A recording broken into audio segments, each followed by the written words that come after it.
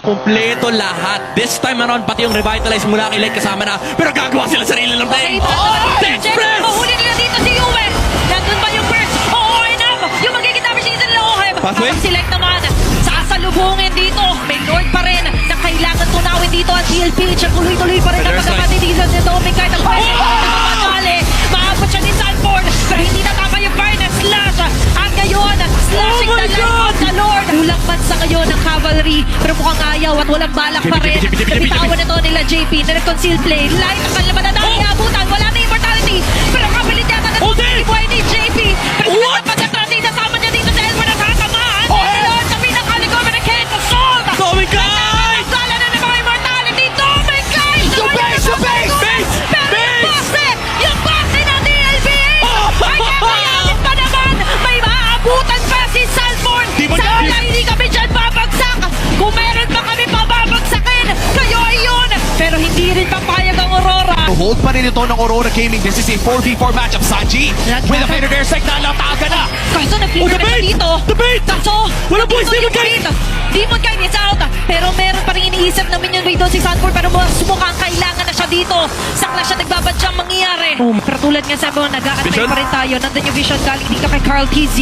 Pero kahit nga around the map dito si Sanford, madadalin na sila. Laila naging large match pero hindi magiging JP! JP! JP!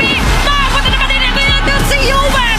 A very nice pick up here para sa DLPH! Lahat ay nagwawala na! Ramdam na ramdam yung emosyon! At ngayon, ang Demon Kite? sugal para kay Demon Kite! Napapaligiran, yung Lord ngayon ay balak tapusan na makukuha nila Carl TZ.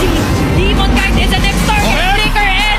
And a chaos assault here for Oheb! Sanji! There's the wings by wings with Sanji! Nandito ang 5 na miyembro ng cavalry na ngayon. Ito na naman yung sinasabi natin na very powerful tsunami sa laman ng gagali dito kay JP. Kaso nga lang yung powerful move niya ay Sanji! makukontra.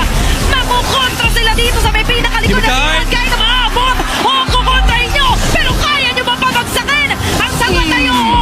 Demon Kite is down. A shutdown for Mid lane, mid Oheb. lane. One man is down for Aurora. Aray!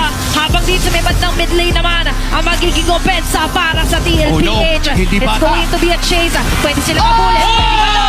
Madadali sila doon. Sanford! Magagaling kay Yuwen. Sanford and on the members of Aurora. Habang si Imo? Oheb pati si JP naman may sariling laban na nila. What the hell? Nandiyan ang gagana.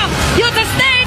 Yung pinakamatapang galing dito sa Aurora. 2v3 ang ating mapapanood sa mid lane. Okay, pakakawalan na rin yung Mother Shocker dito para kay Pathway? Cortez. Pero dalawa yung inilatag, yung carpet, Wow. pati na rin yung Asal Echo. Lumalaban, pumapalapit na sila Sanford. Pero makakasuot. Oh my goodness! Ang minion wave dito para sa Aurora. Grabe ka naman No way. Sanford. Pero mas grabe yata magiging offense ng Aurora as they lock their side